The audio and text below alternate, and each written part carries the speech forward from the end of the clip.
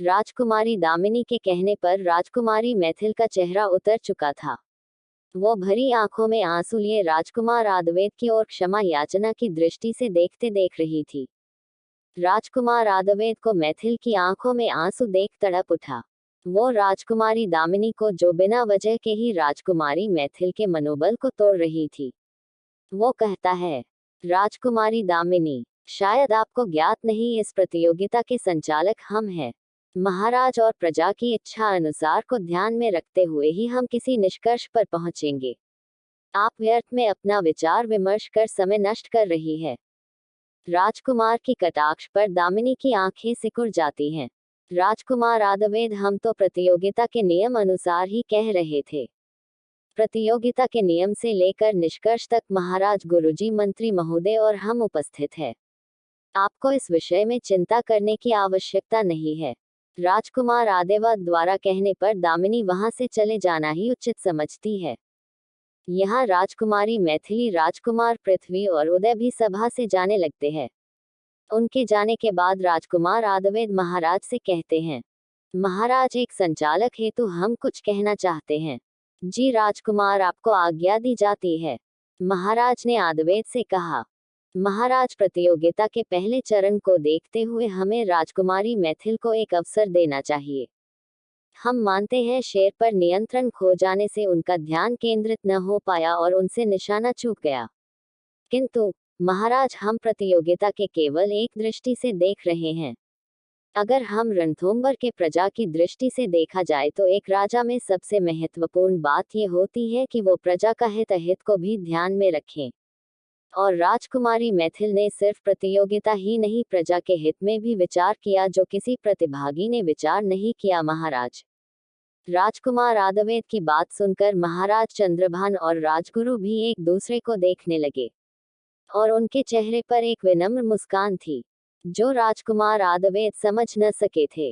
महाराज, अगर हमने अधिक कह दिया हो तो हमें क्षमा करें। महाराज चंद्रभान राजगुरु जी से स्वीकृति प्राप्त कर ही राजकुमार आदवेद से कहते हैं। राजकुमार आदवेद, अपने कुछ अनुचित नहीं कहा, अपने उचित विचार किया है। हमें रणथंभौर के राज सिंहासन के लिए एक योद्धा ही नहीं, एक योग्य राजा की भी आवश्यकता है। इसके लिए हम राजकुमारी मैथिल को एक अवसर अवश्य देना चाहेंगे। महाराज की स्वीकृति मिलते ही राजकुमार आदवेद की खुशी से चेहरा खिल उठा, जैसे उन्होंने कोई जंग जीत ली हो।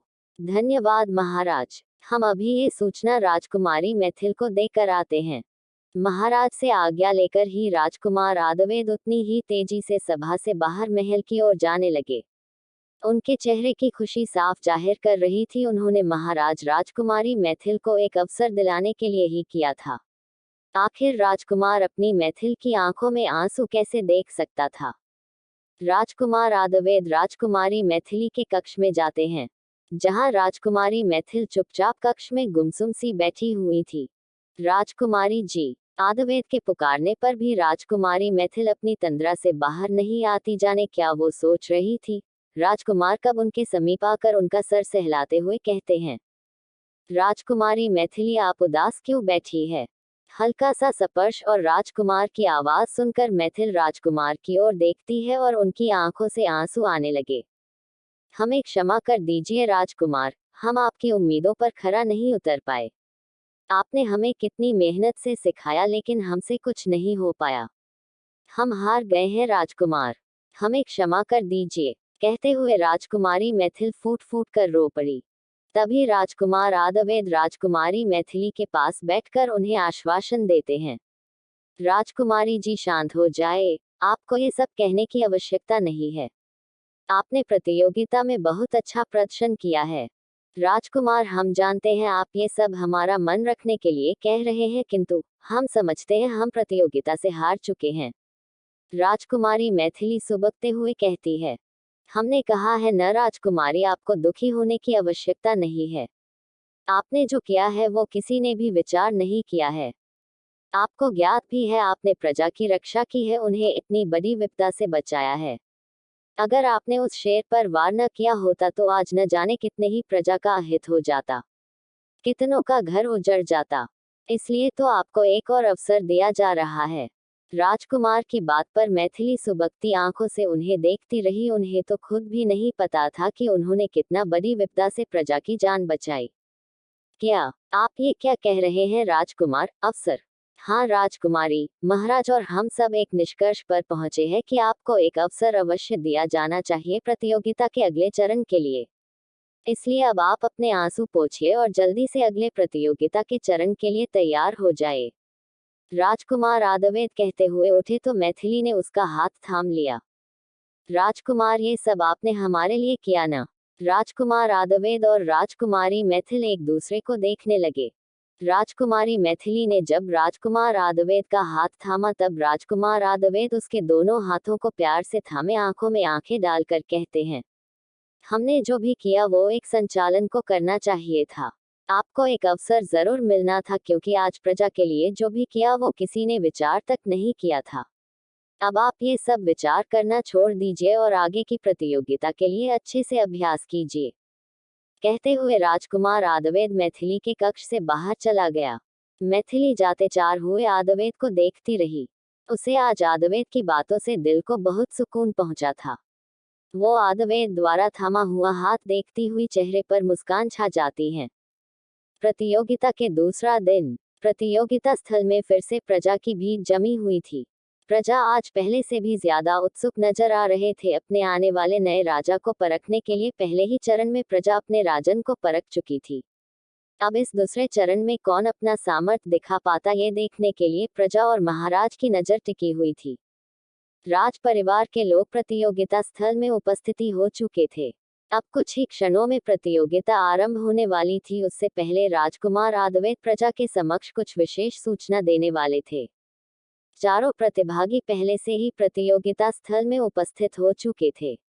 अब उन्हें प्रजा के सामने आना था। राजकुमार आदवेद उन सबको प्रतियोगिता के मध्य में आने की सूचना देते हैं, जहां से प्रतियोगिता आरंभ होने वाली थी।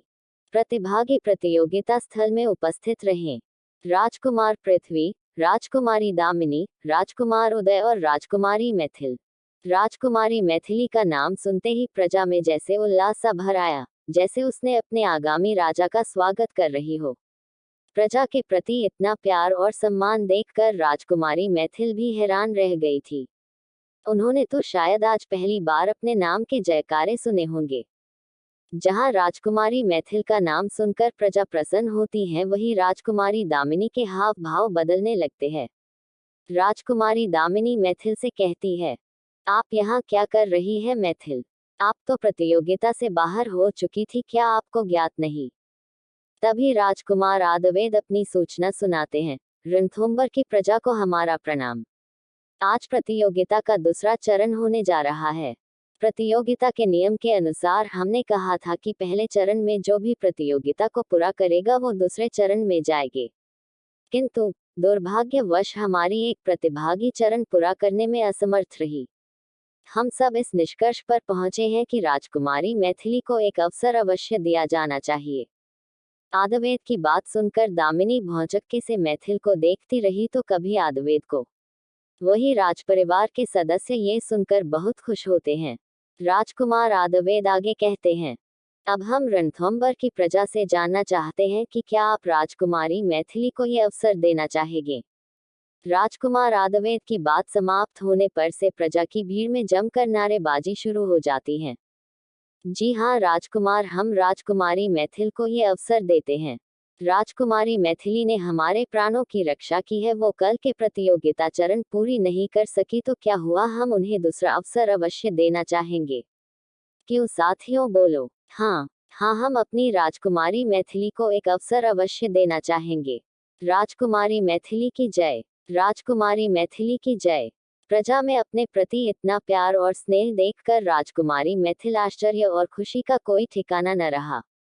यहाँ महाराज और राज परिवार के सदस्य भी प्रजा में राजकुमारी मैथिली के प्रति इतना प्यार और सम्मान देखकर बहुत खुशी हो रही थी। आदवेद में राजकुमारी मैथिली के चेहरे पर मुस्कान देखकर खुश होते हैं। राजकुमारी दामिनी ये सब देखकर हैरान रह जाती हैं। उसे तो अपनी आंखों देखी पर विश्वास ही नहीं हो पा रहा है। जहां प्रजा अपने महाराज के अलावा और किसी पर इतना विश्वास नहीं जताया, वहां ये प्रजा आज मैथिल को अवसर दे रही थी। आद्वेद अब प्रतियोगिता आरंभ करते हैं। आज की प्रतियोगिता पहले चरण से बहुत भिन्न होगी, क्योंकि आज समय से भी तेज भागना होगा। जी हाँ, आप सभी प्रतिभागी को रणथंभौर के सबसे ऊपरी पहाड़ पर चढ़ाई करनी होगी। आपको उस ऊपरी पहाड़ी पर जाकर हमारे राज्य का ध्वज फहराने हैं। सूर्यास्त होने के अंतिम पहर तक जो उस पहाड़ी पर ध्वज फहरा कर वापस प्रतियोगिता स्थल पर लौट आएगा, वो तीसरे चरण के लिए नियुक्त किए जाएंगे। आप सभी के पास सूर्यास्त तक का समय है। सभी प्रतिभागी संचालक की बात ध्यान से सुनते हैं और फिर कुछ क्षण के बाद आद्वेद के इशारे पर एक सेवक जोर का घंटा बजाता है और समय आरंभ हो जाता है। चारों प्रतिभागी अपने घोड़े के तेजी से दौड़ते हुए जा रहे थे।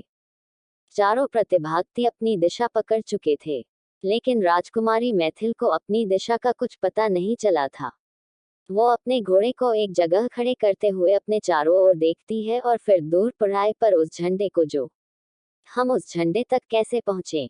हमें तो वहां तक जाने का मार्ग भी नहीं पता। जीजी और भाईसा तो अपने मार्ग पर निकल चुके हैं, लेकिन हम क्या करें? मैथिली बुरा सा मुंह बनाते हुए उस दूर लहरा रहे झंडे को देखती रही। यहाँ राजकुमार पृथ्वी और दामिनी दोनों ही अपने लक्ष्य के अलग अलग मार्ग पकड़ चुके थे।